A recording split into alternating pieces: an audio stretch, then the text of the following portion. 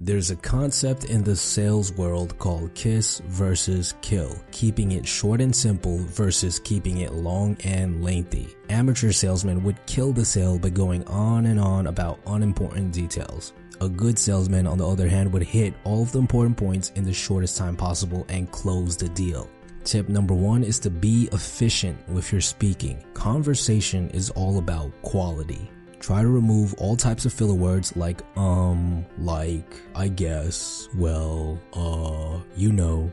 These words bring no value to the conversation and they literally mean nothing. Listen to the following paragraph. What did you do this winter? Well, I had an okay time this break. I went snowboarding for the first time with some of my friends and well, it was actually a lot harder than it looked. That's about it. I guess I had fun. Haha. Now compare it to this. What did you do this winter? Me and my friends went snowboarding. It was actually my first time and it was a lot harder than it looked.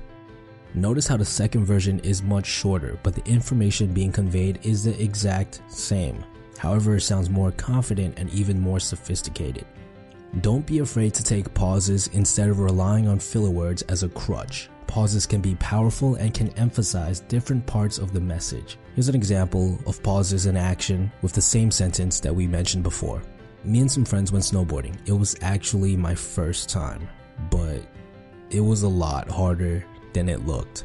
Tip number 2 is to use pauses to emphasize different parts of the message and to deliver more powerful messages.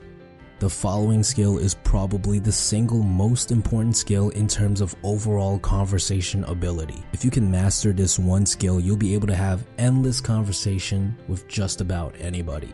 Tip number 3 is conversational threading. Within every sentence, there are different topics that you can branch off into. Let's take a look at the following sentence. I live in New York City, but I've always wanted to move to the suburbs. It's because I love nature and I hate being around too many people. There are 4 different topics that you can branch off from here. You can talk about that time you wanted to visit New York City. You can talk about how you feel living in the suburbs. You can talk about your relationship with nature, and you can also talk about how you're an introvert and how you can relate with their hate of being around too many people. When a conversation dies, it's usually because there are no other topics to talk about that are interesting.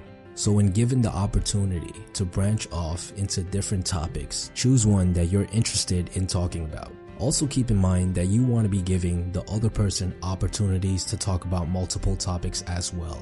If you don't give them topics to branch off to, the conversation will eventually reach a dead end. Now this skill comes with practice. The more you try to look for topics to bounce off of, the more you will notice them. Here's another sentence. I like going to the gym. There's a sense of satisfaction I get when I see myself getting better at something. Now there are 3 different topics that you can branch off from here.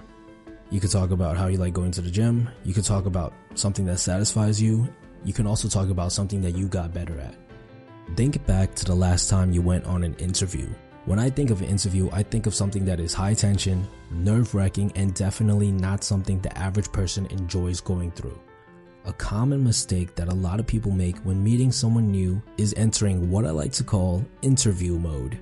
They bombard the other person with question after question after question, and this can be extremely uncomfortable. The issue with asking too many questions is that it makes the conversation very one-sided. When you ask a question, you're not sharing any information about yourself. All you're doing is demanding information from the other person. This is where that uncomfortable feeling comes from. There's a lack of connection that's being built. You want to be sharing information about yourself as much as possible so that you can build rapport, build a connection. Tip number 4 is to use statements instead of questions. When you make statements, you share information about yourself. Pay attention to the next time you hang out with your close friends or buddies. You'll notice that the majority of the conversation is with statements. Once in a while, a question is thrown in as a natural step in the conversation, but the large majority will be all statements. Now there are a lot of different types of statements, and I'll cover the main ones. We have the story opinion statement, basically a statement that tells a small story or shows your opinion on something. Here's an example of a question. What are you scared of? Here's an example of the story statement being used to replace this question. I used to be terrified of the dark. When I was a kid, I would sleep with my head under the covers to hide from all the monsters and ghosts. Notice how the question shares nothing about yourself. It doesn't really give the other person a topic to jump to besides answering your question. So you're only giving them one thing to talk about. On the other hand, the story statement shares information while it also gives the other person opportunities to talk about different topics. You're giving them different things to thread off of. They can talk about whether or not they're scared of the dark. They can talk about things they used to do when they were a kid, and they can even tell ghost stories. All of these can be branched off of this statement. Next up, we have the cold read statement. This is a great way to use statements with someone you just met. Simply put, it's an observation that you make about the other person. Instead of saying something like, hey, what do you like to do for fun? You can say something like, hey, you look like a fun person. I bet you have some interesting hobbies. This is a great trick because the person can respond in 3 different ways. Number 1, you're wrong, and they'll correct you. I'm actually not fun. I sleep all day. Number 2, you're wrong, but you'll be asked why you thought so. I'm actually not fun, but I'm curious as to why you thought that I was. And number 3, you're correct, and a large amount of rapport will be built instantaneously. I am fun. I love to dance and sing, but how did you know? Each of these ways gives you many more opportunities to branch off into different topics as compared to the simple question, what do you do for fun? So you're sharing information first, and you're not asking anything from them. It's up to them to decide how to respond. And finally, we have the random statement.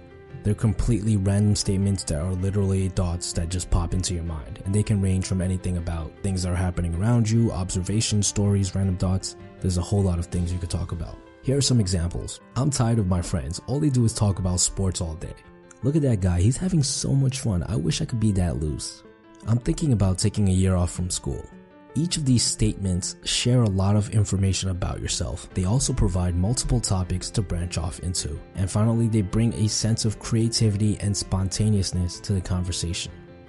There's 3 other tips that I could cover, but each one has so much information that it would literally take me an entire video just to cover.